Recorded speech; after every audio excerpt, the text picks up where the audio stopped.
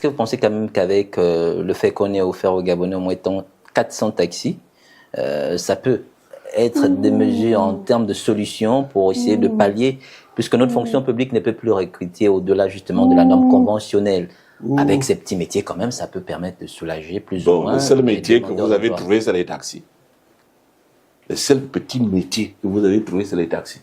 C'est un parmi tant d'autres. Et le tant d'autres, c'est quoi? Pour le moment, c'est les taxis. Et un taxi, ça nourrit qui? C'est pour faire quoi? Il y a quelle population à Libreville? Quelle étude de faisabilité a été faite? Quelle est la demande en matière de transport? Les taxis nourrissent qui? Vous avez déjà exploité un taxi? Exploiter un taxi, vous vous rendez compte que ça ne marche que si vous-même vous êtes chauffeur et vous couvrez à peine vos frais fixes. Puisque vous avez le coût de carburant qui est l'un des plus élevés d'Afrique. Avec ça, vous circulez combien de temps? Deuxièmement, l'économie du don n'existe pas. L'économie du don, on fait don. Ça, c'est le pédigisme à l'état pur. On ne fait pas don. Non. C'est des Gabonais, c'est un acte volontariste qui ont envie de rentrer dans ce secteur. Ils y rentrent parce que le secteur dégage des profits, des bénéfices. Et ils y rentrent de manière délibérée. La seule chose qu'on fait, c'est qu'on les oriente, on les soutient. L'État peut servir d'aval. Eux-mêmes, ils vont en banque demander crédit. Lorsque l'État peut servir d'aval, à partir de ce moment-là, ce n'est pas tout le monde qui va faire des taxis parce qu'il n'y a rien d'autre à faire. Non, celui qui fait le taxi, il a sa fonction objective et il sait, en fonction de l'étude de faisabilité qui a été faite, quelle est la rentabilité du secteur. Or, il s'agit, mais je sais qu'ils n'iront pas loin. C'est tout ce que je peux dire par rapport à cela. Maintenant, un bilan à faire. Mais le bilan est nul. L'objet d'une transition, c'est faire passer un pays d'une situation de dictature à une situation de démocratie. Voilà l'objet de la transition. Et la transition n'est pas née au Gabon. Elle s'est passée dans plusieurs autres pays. Si je ne cite que les pays africains, elle s'est passée au Bénin tout d'abord, elle s'est passée au Burkina Faso, elle s'est passée en Côte d'Ivoire. Voilà. Et tous ces pays-là ont réussi à passer du système de dictature à un système de démocratie. En ce qui concerne la première transition en Afrique francophone, le Bénin, on a bien vu Kérékou au marché faire ses emplettes, se promener. Tout le monde a vu. Et Kérékou, quand il allait marcher, c'était vraiment, il était applaudi. Les femmes lui apportaient de la nourriture parce qu'il est devenu un citoyen normal. Où est Ali Bongo? Est-ce qu'il peut aller dans la rue? Est-ce qu'il peut être comme Kérékou? Et pourtant, alors donc, véritablement, oui, s'il vous plaît. Ça veut dire que, enfin, le CTRI avait dit que le président de CHU était libre de ses mouvements, qu'il pouvait circuler. Est-ce que cela aussi ne peut pas être dû au fait de son état de santé? Non, moi, je ne vais pas dans des choses. Quelqu'un qui est malade, on le voit. On voit quelqu'un qui est malade. Il a la liberté de le voir. Quelqu'un qui est malade, il va à l'hôpital. On le voit à l'hôpital. Quelqu'un qui est malade, ses parents peuvent le voir. C'est le cas aujourd'hui. Comme il peut aussi recevoir les médecins sur place à la maison. Oui, en fonction de son statut. Oui. Ça dépend des circonstances. Lorsque la maladie est bénigne, on reçoit effectivement les médecins à la maison, mais dès lors, à moins que d'avoir un hôpital chez soi, à partir d'un certain moment, on va à l'hôpital, quel que soit le statut. On aménage les heures, bien évidemment, mais les infirmières voient, tout le monde voit.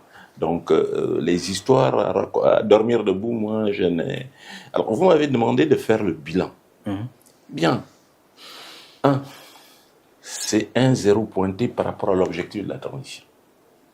Donc, on n'est pas en train de passer d'un système de démocratie à un système d'un système de dictature à un système de démocratie. Loin s'en faut. Bien au contraire, il y a confiscation du pouvoir. Pourquoi je le dis?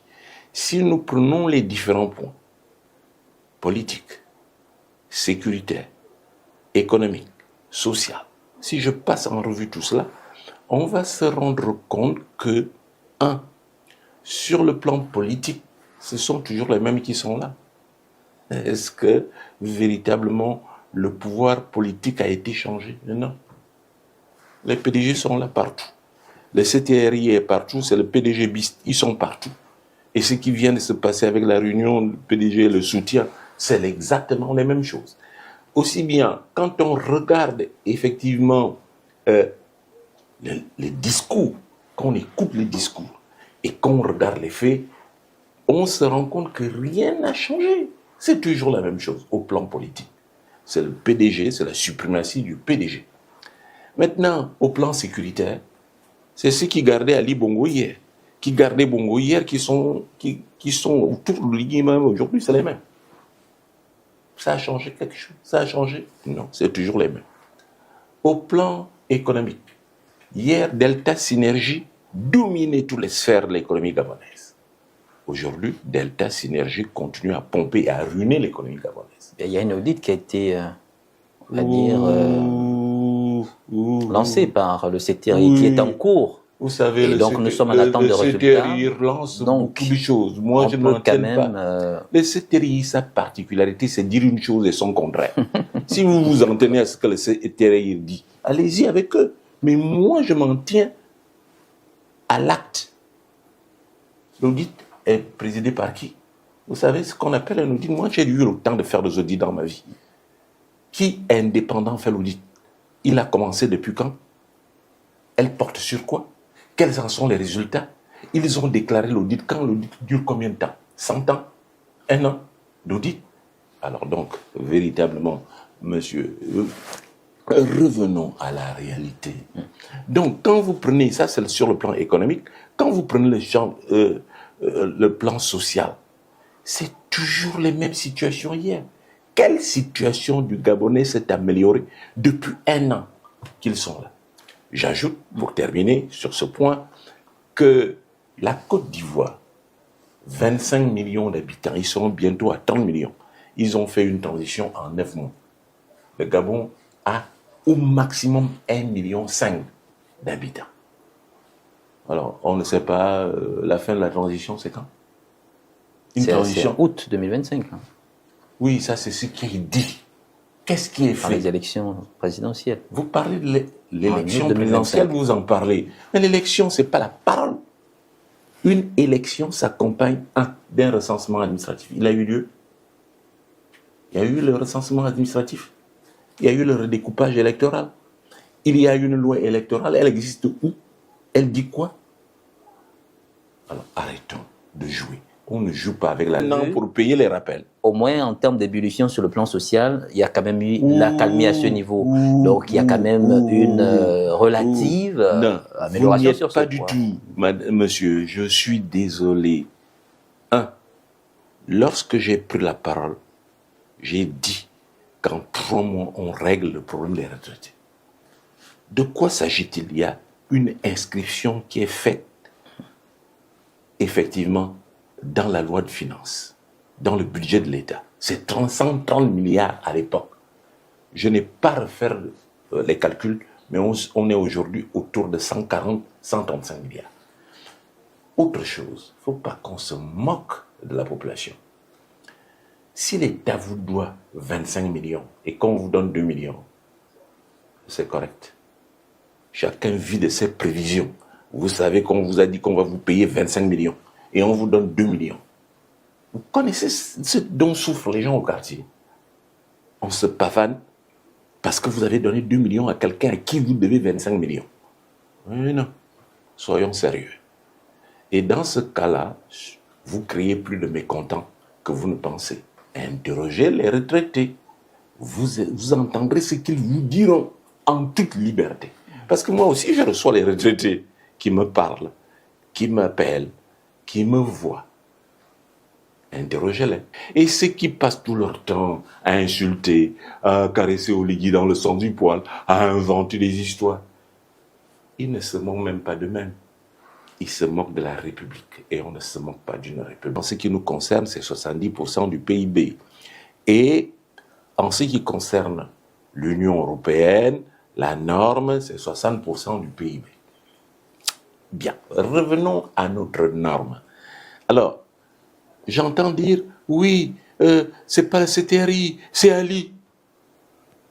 Le CTRI a fait en 1 an ce qu'Ali n'a pas fait en 14 ans. Je vais donner des chiffres. En 2022, on était à 52% du PIB. Après 2021, où on a attiré l'attention parce qu'on a produit les 70, Ali a pris des mesures correctives. Et en 1922, on était à 52%. 2023, nous étions à 54%. Depuis qu'Oligui est là, nous sommes à 73%. Oligui a fait en moins de 12 mois ce qu'Ali Bongo n'a pas fait en 14 ans. Alors, quelles sont les conséquences d'un tel endettement? Nous avons pris des engagements vis-à-vis, effectivement, de la communauté internationale. Parce qu'en cela, les conventions internationales, selon la hiérarchie des normes juridiques, s'imposent aux lois nationales, dont nous sommes liés. Et nous avons pris des engagements pour qu'ensemble, en ce qui concerne la CEMAC, nous ayons une monnaie commune, le franc CFA, que nous ayons une banque centrale commune, la BAC, que nous ayons des institutions communes, que nous ayons effectivement, à la limite, on a un parlement commun, le parlement de la CEMAC. Donc, nous avons pris un certain nombre de dispositions. Lorsqu'un pays s'endette de manière excessive, je vais utiliser un grand mot, on arrive à ce qu'on appelle la déflation de la dette. Parce que quand vous êtes obligé de rembourser une dette, effectivement, qu'est-ce qui se passe? Il va y avoir une contraction de l'économie. Au départ, vous êtes dans l'euphorie de l'endettement, vous avez plus de l'argent, mais 1 an, 2 ans, 3 ans après, vous rentrez dans la déflation par la dette parce qu'il faut la rembourser. Ça veut dire qu'il y a effectivement baisse des prix, il y a baisse de l'activité économique, et dans ce cas-là, nous mettons en mal les engagements que nous avons pris, nous mettons en mal effectivement la monnaie commune. Donc, véritablement, il y a en cela un certain nombre de dispositions. Donc, généralement, tout le monde nous regarde un tout petit peu de travers aujourd'hui. Ce qu'on a fait là, ça nous met en mal. Et ça compromet notre pays en termes réels. Et quelle est la situation? C'est que le chômage va s'accroître. Quelle est la situation? C'est qu'à un moment donné, pour essayer de rattraper, les entreprises vont augmenter leur prix, il va y avoir augmentation des coûts de production, la situation va devenir de plus en plus difficile. On a un taux de chômage des jeunes. Quand j'ai fait les derniers calculs, on était à peu près à 40%. 40%. Eh bien, on va dépasser les 55% bientôt, en un an. Donc, véritablement, la situation va être encore plus catastrophique. Et le problème de la dette, on s'endette pour quoi faire? Nous, on s'endette pour faire le PDG, oye, soutien. C'est pour faire quoi? Pour faire les tournées à l'intérieur du pays, pour se pavaner. C'est ça l'endettement. Et on laisse de côté, effectivement, ce pourquoi on est là. Il y a quoi pour l'endettement? Vous avez dit? Il y a quand même, on va dire, en termes d'infrastructures, bien évidemment, on voit les constructions quand même. Quelle des construction? bâtisses, notamment avec quelle construction? des voies routières. Je crois que celui qui était le mieux placé, c'était Alain Coulomb-Bizet. Il était très très bien placé. Il n'y a eu aucune construction nouvelle. La majorité des choses ont été faites soit sous Bongo Père, nouées soit sous Bongo Père, soit sous Ali. Je cite une chose. J'étais ministre à l'époque. Le contournement de l'aéroport, nous étions 3 ministres. Je cite Nzingi Zungu, ministre des Transports, et moi qui ai été appelé comme ministre de l'Enseignement supérieur. On a fait cette voie-là. Le projet date de Bongo Père. J'étais au gouvernement à l'époque. Donc on ne nous raconte pas des histoires. Aller inaugurer les ronds-points, c'est ça ce qu'ils ont fait. Et deuxièmement, où trouve-t-il l'argent pour financer ces travaux? C'est financé par qui? Parce qu'il ne s'agit pas qu'on voit des choses pousser. Et par l'État gabonais, par le CTRI en même temps? Le CTRI a de l'argent. Le CTRI, je vous rappelle, c'est une institution qui est illégale. Ça existe quelque part dans notre constitution ou bien dans... Ça existe, le CTRI. Il existe également où? C'est quoi le CTRI? C'est quoi ce machin? Le comité de transition pour la restauration des institutions. C'est pas la déclinaison. Le CTRI n'est pas légalement constitué, ça n'existe pas. Dans la constitution gabonaise. Ah bon, ouais. Non, c'est pour que vous éclairez l'opinion. Alors, est-ce que vous ne pensez pas que le franc CFA est un véritable problème pour les pays africains qui utilisent cette monnaie aujourd'hui? Non, le franc CFA n'est pas un problème. Le franc CFA n'est pas un problème. Ouais, j'ai toujours donné une image très très simple. Monsieur, vous vous levez un matin, vous vous habillez tel que nous sommes, vous et moi, et on va devant un miroir. Vous constatez que vous êtes vilain. Donc, c'est le miroir qui est faux. C'est le miroir qui est mauvais. Cassez le miroir. Est-ce que ça changera votre nature? La monnaie est le reflet d'une économie. Si votre économie est mauvaise, la monnaie est mauvaise. Donc, ce n'est pas le franc CFA qui pose problème. C'est les économies des pays membres qui posent problème. Et en l'occurrence, le Gabon, dont le franc CFA n'a jamais posé, n'est pas un problème en soi, pour parler simplement. Maintenant, n'inventons pas des problèmes là où ils ne se trouvent pas. Et puis, ne mêlons pas des problèmes. La France-Afrique, les machins, oui, ça existe. Mais ne créons pas des problèmes qui n'existent pas. Si nous mangeons encore un peu, c'est grâce au franc CFA. Malheureusement. Voilà. Donc, je pense que vous avez répondu. Si vous avez autre question à poser, je vous le dirai, mais je pense avoir honnêtement répondu. Alors, nous revenons dans le cas du Gabon avec le rachat de la société Assala. Est-ce qu'on s'achemine au niveau du Gabon vers une certaine souveraineté économique? D'abord, c'est quoi la souveraineté économique? Ça existe où? La souveraineté, qui est un terme juridique, on parle de la souveraineté nationale, on parle de la souveraineté populaire. C'est plus exactement juridique. La souveraineté populaire, c'est celle imaginée par de Montesquieu, et c'est elle qui a inspiré toutes les constitutions. Autrement dit, grâce à la souveraineté populaire, dès que le peuple s'était exprimé par un vote, tout le monde s'aligne. C'est ça la souveraineté populaire. Maintenant, la souveraineté économique, je ne sais pas ce que c'est.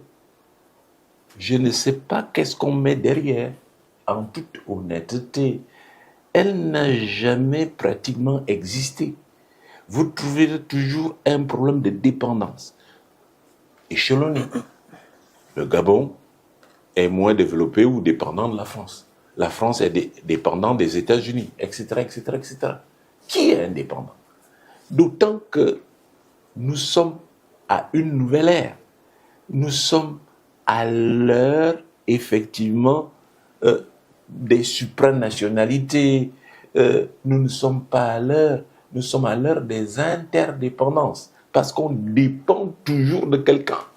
Je prends un exemple simple. Un pays qui produit, qui a de la production, il est plus fort qu'un autre qui consomme. Mais un pays qui consomme, il peut dicter la loi à son pays qu'il produit, parce que pour que le pays qui produit, il faut bien qu'il déverse son produit quelque part. Donc on est plus ou moins indépendant. Donc dire que la souveraineté, ça c'est des termes juridiques qui n'ont pas leur sens sur le plan économique. Nous sommes à l'heure des interdépendances. J'ajoute par rapport à cela que, en ce qui concerne précisément Assala, je dis ce que je fais apprendre depuis des années et que j'ai moi-même appris, c'est qu'une production s'élabore à partir des facteurs de production. Le capital ou les capitaux, c'est-à-dire les moyens financiers ou des biens de production, et le travail, la force de travail. Donc, quand vous dites qu'on a acheté, vous avez acheté quoi? Vous pouvez acheter quelque chose qui ne vous appartient pas. Vous l'achetez comment? Vous prenez l'argent d'où? Alors, parlons précisément du cas d'Assala Énergie. Bien, le Gabon doit payer 800 milliards. 800, l'équivalent de 1,3 million de dollars. Pour acquérir le capital d'Assala Énergie. Où est-ce que le Gabon a trouvé l'argent? On s'est servi d'un trader suisse, Gunvor, qui fait partie des sociétés qui font le trading pétrolier international. Ce n'est pas des enfants de cœur. Et ces sociétés-là ne vont jamais dans des choses de manière furtive. Non, ils y ont intérêt. Donc, vous demandez à une société de vous prêter de l'argent parce que vous n'en avez pas. Et vous demandez qu'il y ait une interface, la société Gunvor. Eh bien, quand elle sert l'interface, qui a vu le contrat? Le contrat est caché. Ce n'est que des mots. Oui, ce n'est qu'un capital qui, le Gabon est propriétaire dans les papiers. Mais en réalité, le Gabon n'est pas propriétaire. Pourquoi? Parce que le Gabon est allé emprunter de l'argent. Et il s'est servi d'un trader international, on ne sait pas ce que le Gabon donne en retour. Deuxièmement, si on voulait parler de possession des actifs, c'est que les actifs vous appartiennent. Dans combien de temps les actifs appartiendront au Gabon? Il faut attendre qu'on ait fini de rembourser. On va rembourser dans combien de temps? Et pendant ce temps, qu'est-ce qui se passe? Votre production pétrolière sera contrôlée. Votre vente du pétrole gabonais sera contrôlée par Gunvor. C'est ça l'indépendance. Et il n'y a pas que des risques, il y a aussi quand même des bénéfices sur l'amélioration, par exemple, de la recette du budget de l'État, d'une certaine façon. Comment ça éveille? Est-ce que vous m'écoutez bien? Quelle est l'augmentation de la recette? La recette de l'État se mesure sur la quantité de pétrole vendu et sur le prix du pétrole. $1 de plus, c'est 50 milliards dans les comptes de l'État. Voilà où nous en sommes. Et ça fait partie des hypothèses pour élaborer un budget. Alors, quand vous me dites, vous allez à Salah et ça augmente quel budget? Vous vous endettez? Voilà. Écoutez, moi je vais vous donner une réponse très très simple. Vous êtes endetté, non pas vis-à-vis de l'UGV, mais vis-à-vis de Montboué. Et on sait très très bien les taux usuraires qui sont pratiqués au quartier, 30%. Alors, dès lors qu'on arrive à échéance, vous n'avez pas péri, les intérêts sont multipliés. Il y a des gens qui se sont suicidés dans les familles. Mais fort heureusement que l'État ne se suicide pas. Mais vous enfoncez le pays en termes réels. Vous augmentez quoi? Quel budget de l'État vous augmentez? C'est quel budget de l'État? Je suis désolé. Président Albert Ondossa, le Gabon, c'est environ 2 millions d'habitants, avec une richesse, un sous-sol assez riche. Qu'est-ce qu'il faut exactement? Quel ingrédient faut-il pour que le Gabon, finalement, si vous me permettez de prendre une expression, atteigne un certain développement? Alors, ce qu'il faudrait savoir, c'est que, les choses sont simples. On ne fait pas le bonheur de quelqu'un contre son gré. Le Gabon ne peut pas décoller au détriment de la population gabonaise. Soumettez un problème aux Gabonais. On commence par là. Les Gabonais y adhèrent. C'est ce qu'on appelle les externalités politiques. Commençons par la politique. Quand les Gabonais ont adhéré à votre projet, ils vous élisent. Vous êtes président de la République. Dès lors dans les conditions normales, réelles, parce que si c'est faussé, ce n'est qu'une bulle que vous créez. Ali Bongo l'a créé pendant 14 ans, ça a donné quoi? Le Gabon n'a jamais décollé. Alors, donc, donnons l'occasion que le peuple gabonais choisisse son président. Il l'a fait le 26 août 2023. Dès lors qu'il a son président, le président a un programme qu'il a soumis aux Gabonais. Et il le met en pratique. Et moi, j'ai dit que 3 mois après, le Gabonais devait sentir. Parce qu'il y avait telle décision qui devait être prise. Quand vous me posez la question aujourd'hui, mon programme est là et posé. Et Albert Ondossa à la tête, le Gabon pourra décoller enfin? Si Albert Ondossa est à la tête du pays, si on me dit je suis à la tête du pays demain, 3 mois après, les Gabonais vont rire. Ça, c'est moi qui le dis. Et c'est l'engagement que j'ai pris. Parce que je sais ce que je vais faire pour que 3 mois après, les Gabonais commencent à rire. Et 2 ans après, le Gabon va décoller. Ça, c'est ce que je dis. Alors, sur la question de chômage de jeunes, Oui. comment faire pour régler une telle équation? Albert Ondossa sait exactement ce qu'il va faire pour réduire le chômage de jeunes. Maintenant, ce n'est pas Albert Ondossa qui est là. Est-ce que vous pensez quand même qu'avec le fait qu'on ait offert aux Gabonais au moins 400 taxis, ça peut être des mesures en termes de solutions pour essayer de pallier, puisque notre fonction publique ne peut plus recruter au-delà justement de la norme conventionnelle. Avec ces petits métiers, quand même, ça peut permettre de soulager plus ou moins. Le seul métier que demandeurs vous avez d'emploi. trouvé, c'est les taxis. Le seul petit métier que vous avez trouvé, c'est les taxis. C'est un parmi tant d'autres. Et le temps d'autres, c'est quoi? Pour le moment, c'est les taxis. Et un taxi, ça nourrit qui? C'est pour faire quoi? Il y a quelle population à Libreville? Quelle étude de faisabilité a été faite? Quelle est la demande en matière de transport? Les taxis nourrissent qui? Vous avez déjà exploité un taxi? Exploiter un taxi, vous vous rendez compte que ça ne marche que si vous-même vous êtes chauffeur et vous couvrez à peine vos frais fixes. Puisque vous avez le coût de carburant qui est l'un des plus élevés d'Afrique. Avec ça, vous circulez comme combien de temps? Deuxièmement, l'économie du don n'existe pas. Économie du don, on fait don. Ça, c'est le pédigisme à l'état pur. On ne fait pas don. Non. C'est des Gabonais, c'est un acte volontariste qui ont envie de rentrer dans ce secteur. Ils y rentrent parce que le secteur dégage des profits, des bénéfices. Et ils y rentrent de manière délibérée. La seule chose qu'on fait, c'est qu'on les oriente, on les soutient. L'État peut servir d'aval. Eux-mêmes, ils vont en banque demander crédit. Lorsque l'État peut servir d'aval, à partir de ce moment-là, ce n'est pas tout le monde qui va faire des taxis parce qu'il n'y a rien d'autre à faire. Non, celui qui fait le taxi, il a sa fonction objective et il sait, en fonction de l'étude de faisabilité